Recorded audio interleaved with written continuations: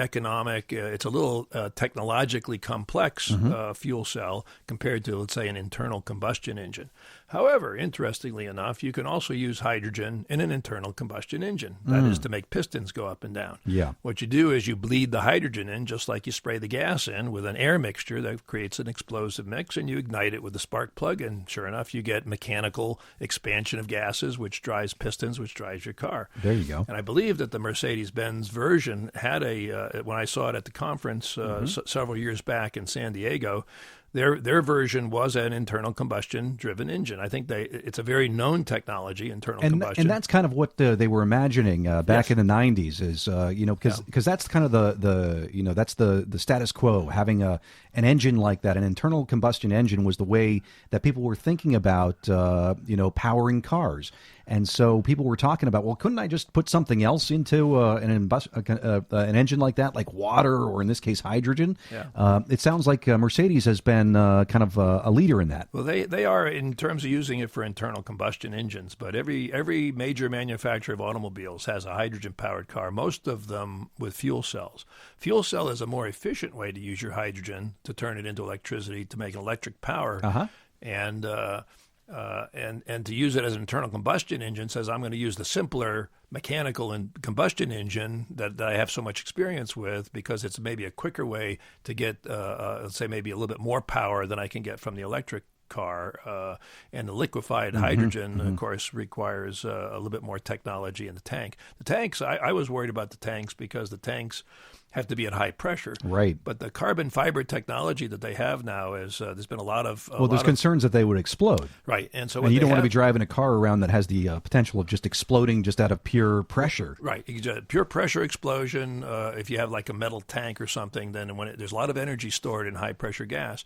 What they have now are these fiber wound tanks that they just can't explode. If they start to give, they sort of peel open. You might get a pinhole leak somewhere. And the interesting thing about hydrogen is it's a very light gas, and so remember they use it for dirigibles, but what? A dirigible. What the heck is a dirigible? It's a big balloon that used to carry people and cargo across the oceans, and back in the day when they were using blimps. It's a blimp. Yeah, so I was thinking about that. So two things have been going through my head, probably unrelated, or two things at the same time. Yes, imagine that. Multitasking. The H bomb, right? Yeah, I think about the H bomb, which is something else I hear about with regard a fusion explosion with regard to hydrogen. The second is the Hindenburg explosion, those old blimps that were powered by a gas that was supported by a gas. Supported by a gas. Excuse me, lifted by a gas. A big bubble of gas. Thank you.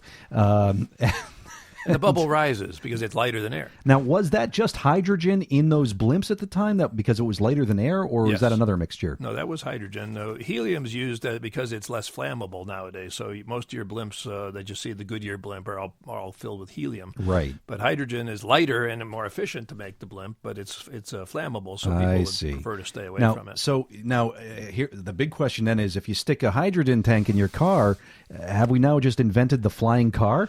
Good question. Well, besides, there's two concerns. One is fly away? One is the high pressure, and as you said, just a high pressure gas, even if it was air, would have a lot of energy, and if it bursts the container, it would seem to give you an explosive energy. True. The second one is that Otis brings up is the flammability aspect of it. Now, interestingly enough, if you compared it to gasoline, if you get everybody's seen the gasoline, the car crashes, it goes off the cliff, the gasoline spreads. It makes for great movies. Oh, great ball of flame. There's that app that you can download that you can kind of blow up anything that you're doing in kind of an augmented reality way. Well, gasoline is a much more dangerous fuel from an explosive standpoint than is hydrogen. And I remember one time pouring gas down a hole to burn some bees out, and I didn't realize that the fumes were spreading all over the gas. And when I lit it, the entire area of grass around me burst into flames. I did the two-step, the Texas two-step to get out of there. There you go. But hydrogen rises. So if you look at the hydrogen filling stations, they have instead of having a roof that could catch gas, they have a roof that has like two layers where the gas can go up around one layer and out the top, and it rises very fast.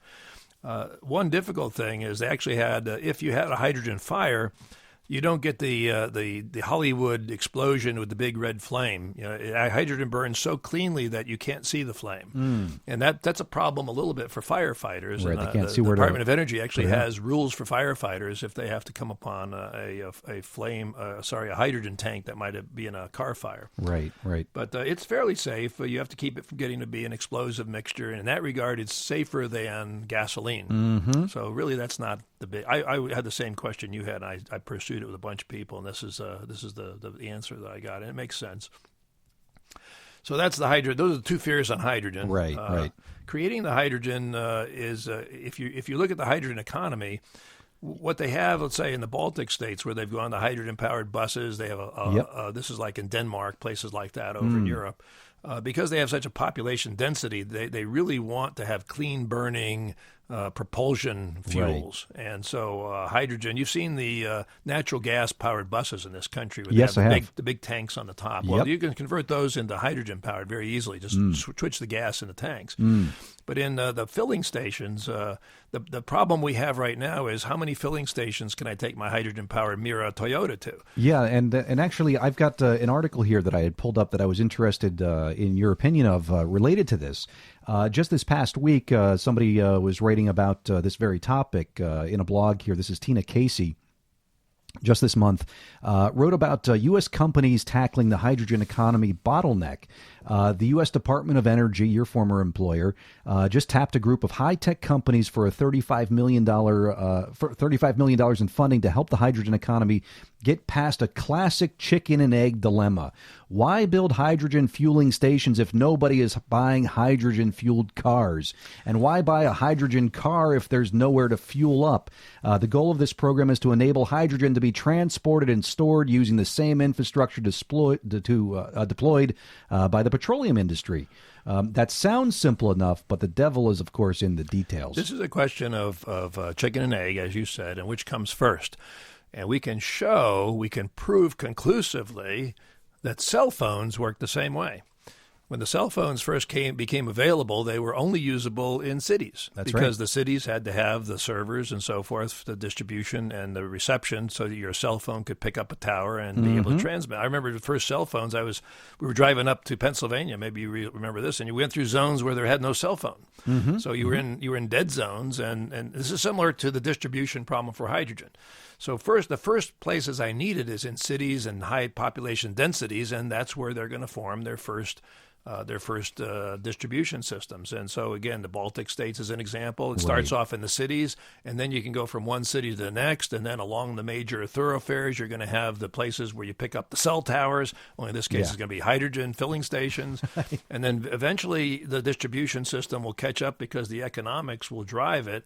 And people who have the hydrogen cars will say, "Hey, I need more filling stations." So now the demand is there, and basically you get the cell phone concept of distribution growth. Right. That's the way I think it's going to work. And that was the same conversation that they had about electric cars. You need the same exact thing, chicken and egg. I need electric filling stations to recharge my batteries. Right. But why put those in place if there's no cars that do that? But people aren't going to buy cars unless those exist. So there's a tipping point that has to happen. And so why hydrogen rather than electric? Well, hydrogen, again, electric, I have to have a source of electricity somewhere, and that means I need electric power plants. Now, I also need electric power charging stations. Hydrogen gives you more freedom, just like gasoline does. Okay, I can drive out into the country, I can go 500 miles or so, and I don't have to worry about having the extension cord somewhere to hook up to. You don't have to have a plug outlet. Yeah, it's kind of like the mower that runs off electricity versus the mower that runs off of gasoline. Right. You see, I like the gasoline mower because I don't have to worry about cutting through the extension cord. But the extension cord is very efficient. In the case of electric, I have the ability to charge wherever I have electricity, but it takes time. It takes when you take your car, your electric car, and I say I got to charge my battery. Well, batteries don't charge quickly. I told you the example of that's true. of the forklift. Yep. The forklift, they had to have rooms full of batteries charging all the time. Yeah, that's a lot of real estate. And in order to quickly switch from one battery to the next, it might have taken an hour or so to take out the battery pack and put the new battery pack in. Mm-hmm. By comparison, I can pull up to a tank, and instead of waiting 6 hours to charge my electric battery, I can, in just less than a minute, I can recharge my hydrogen tank, and I'm off and running again, just like I am with gasoline. In fact, it's faster than gasoline. So that's your advantage, is I don't want to spend a day charging my battery every time I need to fill up. Right. That sounds that makes total sense. So in terms of hydrogen, though, we've been talking about it in the context of cars and automobiles. How do you see, when we talk about the hydrogen economy, we're probably talking about more than just automobiles, though, and transportation. What are some of the other uses of hydrogen? Well, the fuel cell as a source of electricity is a very valuable thing. I'll give you an example. At the hydrogen conference, they talked about places like cell towers. Certain cell towers are considered high priority cell towers, and you really, in a power outage, cannot afford to lose the electricity in these cell towers because too many people depend on the emergency communications. Yeah.